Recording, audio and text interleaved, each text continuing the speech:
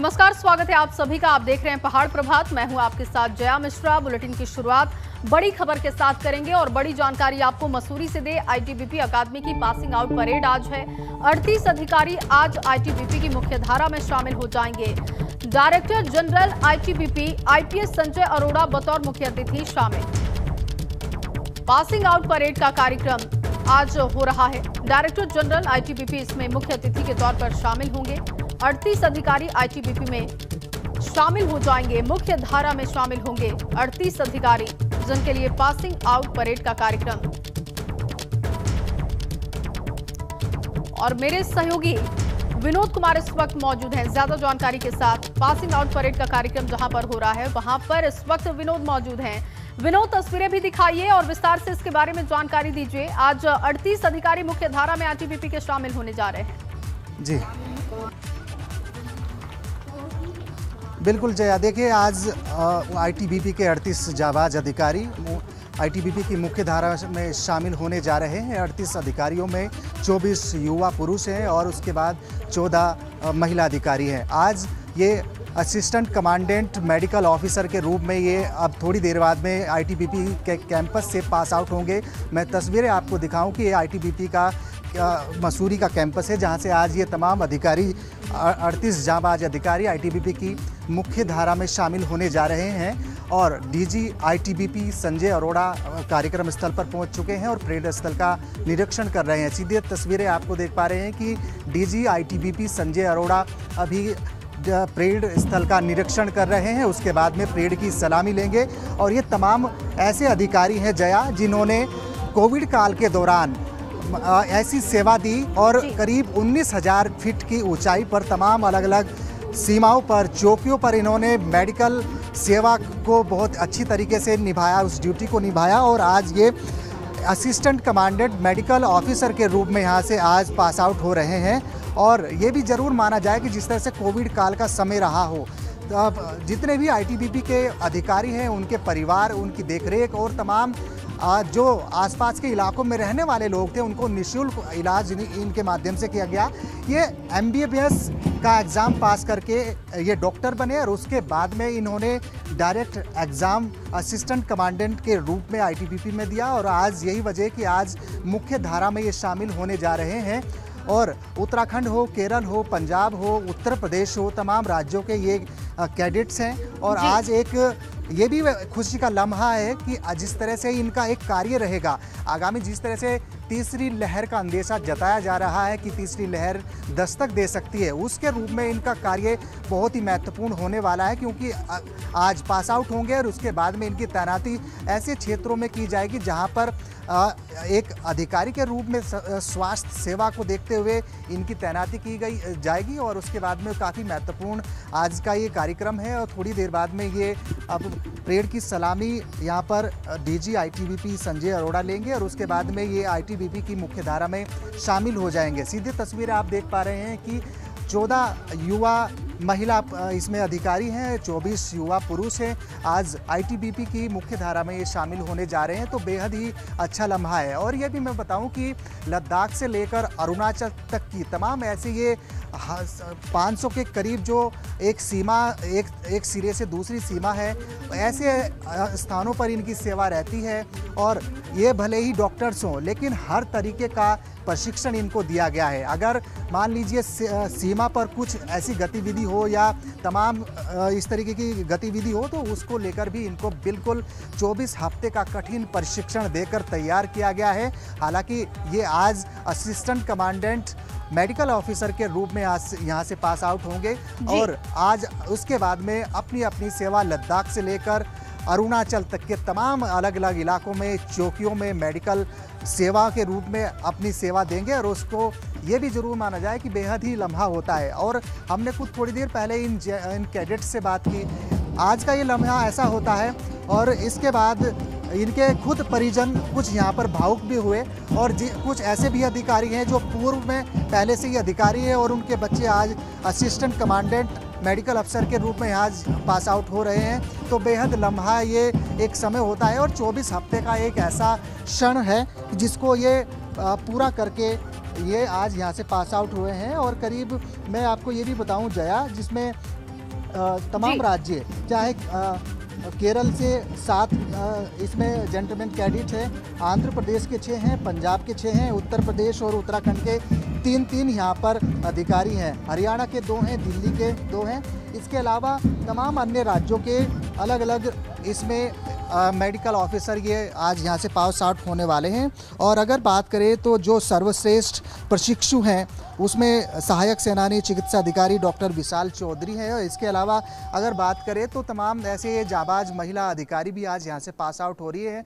और इसके अलावा 24 जो युवा पुरुष अधिकारी हैं आज मुख्यतः आज आईटीबीपी की मुख्य धारा में यहाँ शामिल होंगे। और जिस तरह से लद्दाख से लेकर लिपुलेख हो या अरुणाचल तक तमाम ऐसी जो सीमाएं हैं जहाँ पर चीन की गतिविधि भी देखी जाती है, तमाम ऐसे स्थानों पर इनको सबसे पहले तैनात कर दिया जाएगा। और ऐसे में कोविड की तीसरी लहर का अंदेशा भी जिस तरह से लगाया जा रहा है तो उसके दौरान इनका कार्य बहुत ही महत्वपूर्ण और उत्तरदायी रहने वाला है, क्योंकि ये एमबीबीएस करके खुद असिस्टेंट कमांडेंट के रूप में इन्होंने एग्ज़ाम दिया और उसके बाद में अब ये आज असिस्टेंट कमांडेंट मेडिकल ऑफिसर के रूप में आज यहाँ से पास आउट हो रहे हैं, आईटीबीपी की मुख्य धारा में शामिल हो रहे हैं, अधिकारी बन चुके हैं। सीधे तस्वीरें आप देख पा रहे हैं। थोड़ी देर बाद में इसी प्रांगण से, ये मसूरी का आईटीबीपी कैंपस है, इसी प्रांगण से थोड़ी देर बाद में ये अब परेड इनकी शुरू होगी और परेड की सलामी director general ITBP Sanjay Arora यहाँ पर इनकी परेड की सलामी लेंगी। और उसके बाद जो भी सर्वश्रेष्ठ प्रशिक्षु है जिन्होंने बेहतर कठिनतम अपना कार्य किया है उनको भी यहाँ पर डीजी आईटीबीपी के द्वारा सम्मान दिया जाएगा। तो ये आप देख पा रहे हैं कि तिरंगा है और उसके बाद आईटीबीपी का ध्वज है परेड स्थल की तरफ को ले जाते हुए, और तमाम ये तस्वीरें हैं। और एक जब डीजी आईटीबीपी का संबोधन होगा उसके बाद में इनको शपथ दिलवाई जाएगी और तमाम साहस, दृढ़ता और शौर्य की जिस तरह से ये एक गाथा रचते हैं और जिस तरह से ये दीक्षांत परेड अभी थोड़ी देर बाद में शुरू होगी और उसके बाद में अलग अलग इनके कर्तव्यों का किस तरीके से निर्वहन करेंगे उनके बारे में तमाम संबोधन डीजी आईटीबीपी संजय अरोड़ा इनको जरूर यहाँ पर दिशा निर्देश देंगे और एक संबोधन देंगे। लेकिन आज मुख्य रूप से एक बेहद ही खास लम्हा है आईटीबीपी के लिए, क्योंकि मेडिकल ऑफिसर के रूप में लंबे समय से कोई ऐसा बैच नहीं निकला था, चाहे इंजीनियर्स का हो चाहे तमाम असिस्टेंट कमांडेंट का बैच हो। लेकिन आज का ये बैच बहुत ही महत्वपूर्ण है। 38 जांबाज अधिकारी हैं और ऐसे में देश में लगातार 2020 हो 2021 हो तमाम कोविड की स्थिति हमने देखी और तमाम जिस तरह से इमरजेंसी सेवा में ऑक्सीजन की कमी और वेंटिलेटर की कमी, तमाम सारी व्यवस्थाएं बदहाल थी। लेकिन एमबीबीएस एक डॉक्टर होने के नाते इन्होंने अपनी सेवा अलग अलग रूप में दी। और छतरपुर दिल्ली की अगर बात करें, छतरपुर दिल्ली में 1000 बेड का एक हॉस्पिटल आईटीबीपी के माध्यम से बनाया गया था, जहां पर फ्री इलाज किया गया था। उनकी तैनाती, इन 38 डॉक्टर्स की तैनाती उसी छतरपुर दिल्ली में तैनात किया गया था। लेकिन उसके बाद में 24 हफ्ते का कठिन प्रशिक्षण देकर आज ये पास आउट होंगे, तो बेहद ही एक महत्वपूर्ण ये पद है, क्योंकि असिस्टेंट कमांडेंट की तमाम तैनाती ऐसे क्षेत्रों में रहती है जहां पर कुछ गतिविधि हो, दूसरे देशों की हो या फिर अन्य देशों की हो, ऐसे स्थानों पर उनकी तैनाती की जाती है। लेकिन इनकी तैनाती ऐसे स्थानों पर होगी जहां पर मेडिकल के रूप में इनका उत्तरदायित्व सबसे महत्वपूर्ण होगा, क्योंकि आज असिस्टेंट कमांडेंट मेडिकल ऑफिसर के रूप में ये इनकी आज ये पास आउट हो रहे हैं जया। और अब थोड़ी देर बाद में अभी परेड शुरू होगी और परेड की सलामी आज डीजी आईटीबीपी संजय अरोड़ा लेंगे। तो जरूर ये माना जाए कि आज ही बेहद लम्हा है इन जेंटलमैन कैडेट्स के लिए, इन असिस्टेंट कमांडेंट्स के लिए और इनके परिजनों के लिए। अब ये भी पूर्व में ऐसा भी देखा गया है कि जब परेड हुई या तमाम अन्य चाहे आईएमए की हो या फिर आईटीबीपी की हो, उनके परिजनों को नहीं आने दिया जाता, क्योंकि कोविड की वजह से बाध्या थी, क्योंकि लगातार कोविड अपने पैर पसार रहा था। इसके चलते कोई भी परिजन इस कार्यक्रम में शामिल नहीं हो रहा था। लेकिन अब स्थिति सामान्य है। इन तमाम असिस्टेंट कमांडेंट के माता पिता यहाँ पर हैं और कुछ तो ऐसे भी अधिकारी हैं जो पुलिस में है और उनके बेटे बच्चे आज इस आईटीबीपी की मुख्य धारा में आज शामिल होने जा रहे हैं। तो जाहिर तौर पर विनोद, ये बड़ा दिन होता है ना सिर्फ जवानों के लिए, 38 अधिकारी आज के दिन मुख्य धारा में शामिल होते हैं, उनके लिए बड़ा दिन तो होता ही है, उनके परिवार वालों के लिए भी आज बड़ा दिन और बहुत ही गर्व का दिन होता है। आप नजर बना के रखिए विनोद, आपसे अपडेट लेंगे आगे। फिलहाल के लिए आपका शुक्रिया तमाम जानकारी के लिए। और देहरादून से अब आपको बड़ी जानकारी दे, आज अयोध्या जाएंगे सीएम पुष्कर सिंह धामी। हनुमानगढ़ी और रामलला के दर्शन करेंगे सीएम, इस बात की जानकारी मिल रही है। दिल्ली सेवा धाम की ओर से आयोजित कार्यक्रम में शामिल होंगे सीएम। तो आज सुबह 10 बजे सीएम पुष्कर सिंह धामी IRDT सर्वे चौक देहरादून पहुंचेंगे। उत्तराखंड जन विकास समिति की ओर से आयोजित पहल 2021 के कार्यक्रम का शुभारंभ करेंगे और इसके बाद सुबह 11 बजे मुख्यमंत्री SS tower IIP Mohkampur Dehradun पहुंचेंगे। इसके बाद उनका आगे का भी कार्यक्रम है। तो पूरा कार्यक्रम क्या सीएम का है वो भी हम आपको बता रहे हैं ग्राफिक्स के जरिए। आज सुबह 10 बजे सीएम पुष्कर सिंह धामी IRDT सर्वे चौक पहुंचेंगे और उत्तराखंड जन विकास समिति की ओर से आयोजित पहल 2021 कार्यक्रम का शुभारंभ करेंगे। इसके बाद IIP मोहकमपुर देहरादून पहुंचेंगे। द हंस फाउंडेशन के डायलिसिस केंद्र का लोकार्पण भी करेंगे। 2:45 पर मुख्यमंत्री अयोध्या पहुंचेंगे और ये पूरा कार्यक्रम रहने वाला है मुख्यमंत्री का आज। तो सबसे पहले देहरादून में कार्यक्रम और उसके बाद अयोध्या के लिए मुख्यमंत्री रवाना हो जाएंगे। फोन लाइन पर मेरे सहयोगी ऋषि इस वक्त मौजूद हैं अयोध्या से। ऋषि, मुख्यमंत्री पुष्कर सिंह धामी का आज वहां पर कार्यक्रम है, कब पहुंचेंगे, क्या कार्यक्रम रहेगा, विस्तार से जानकारी दीजिए। जी जय जी, आपको बता दें कि आज 2:45 पर एयरपोर्ट पहुंचेंगे। उसके बाद सबसे पहले वह जाएंगे यात्री निवास में, वहां पे कार्यकर्ताओं से मुलाकात करेंगे और फिर वो 4:30 पर हनुमानगढ़ी और राम जन्मभूमि का दर्शन पूजन करने जाएंगे। फिर वहां पर देर शाम जो है सरयू आरती में शामिल होंगे और उसके बाद जब रात्रि में से दिल्ली सेवा धाम ट्रस्ट की भूमि पूजन कार्यक्रम में वहां पर भजन संध्या स्थल में जाएंगे। और 2 दिवसीय इनका कार्यक्रम रखा गया है। 17 अक्टूबर को धर्मशाला के भूमि पूजन में यज्ञ आहुति देने के बाद और उसके बाद नित्य गोपाल दास जो श्री राम जन्मभूमि तीर्थ क्षेत्र ट्रस्ट के अध्यक्ष हैं, उनसे मुलाकात करने के बाद वह यहाँ से रवाना हो जाएंगे। जी बहुत शुक्रिया ऋषि आपका तमाम जानकारी के लिए। सीधे बड़ी खबर का रुख करेंगे। जम्मू कश्मीर में उत्तराखंड के 2 लाल शहीद हो गए। पुंछ में आतंकी मुठभेड़ में उत्तराखंड के 2 लाल शहीद हुए। चमोली के विक्रम और टिहरी के योगंबर सिंह शहीद हुए हैं। सीएम धामी ने शहीद जवानों को ट्वीट कर श्रद्धांजलि भी अर्पित की है। जम्मू कश्मीर के पुंछ जिले में आतंकियों से बहादुरी से लोहा लेते हुए शहीद हुए उत्तराखंड के 2 जवान राइफलमैन विक्रम और योगंबर सिंह की शहादत पर अश्रुपूर्ण श्रद्धांजलि। सर्वोच्च बलिदान उन्होंने दिया और इसे कभी भुलाया नहीं जा सकता। परिजनों को धैर्य धारण करने की शक्ति प्रदान करे। और इस बीच आपको एक और बड़ी जानकारी दे, आज पिथौरागढ़ के दौरे पर पेयजल मंत्री बिशन सिंह चौफाल होंगे। सुबह 10 बजे बमडोली पहुंचेंगे मंत्री बिशन सिंह चौफाल और धुरोली में जनसंपर्क भी करेंगे कैबिनेट मंत्री, इस बात की भी जानकारी है।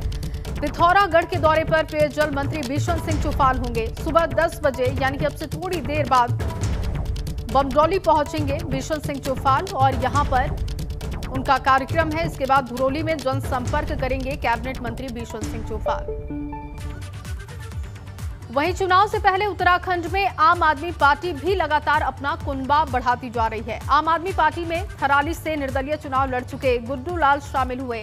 आपको बता दें कि गुड्डू लाल ने थराली विधानसभा सीट से निर्दलीय चुनाव लड़ा था और उन्हें 7088 वोट मिले थे।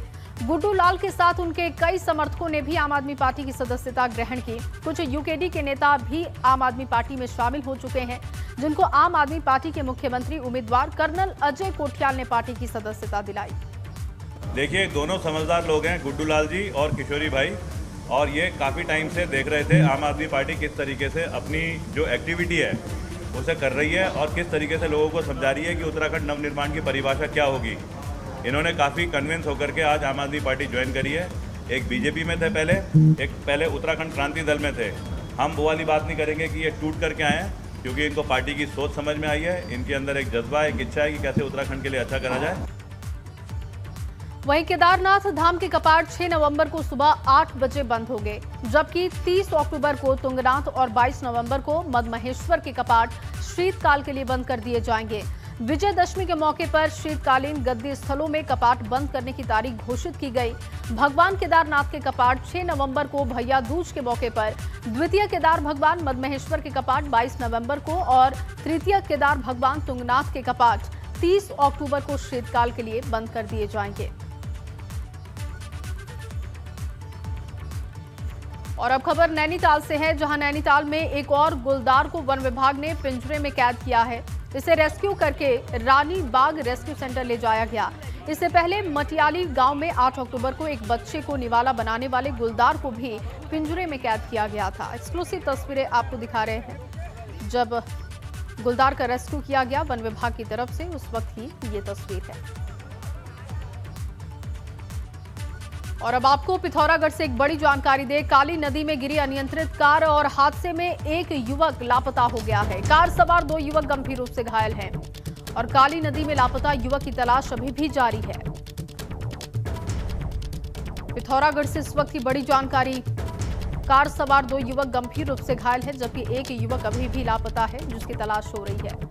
और अब खबर रुद्रप्रयाग से है, जहां केदारनाथ यात्रा पर आ रहे श्रद्धालुओं की पुलिस और एसडीआरएफ की टीम हर संभव मदद करने में जुटी हुई है। शुक्रवार को एक यात्री केदारनाथ गौरीकुंड पैदल मार्ग पर रुद्रा पॉइंट के पास गदेरे में जा गिरा और एसडीआरएफ की टीम ने तुरंत उसका रेस्क्यू किया। एसडीआरएफ की टीम ने तीर्थ यात्री को गदेरे से बाहर निकाला और स्ट्रेचर के जरिए 2.5 किलोमीटर का पैदल सफर तय करते हुए उसे अस्पताल पहुंचाया गया। वहीं हरिद्वार में संतों ने उत्तराखंड के पहाड़ी क्षेत्रों में हो रहे पलायन को लेकर नाराजगी जाहिर की। संतों ने राज्य सरकार से पलायन को रोकने के लिए उचित कदम उठाने की मांग की है। दरअसल सनातन संस्कृति के प्रचार प्रसार और पहाड़ों से पलायन रोकने के लिए श्री पंचदशा नाम जूना अखाड़े की ओर से छड़ी यात्रा का आयोजन किया गया।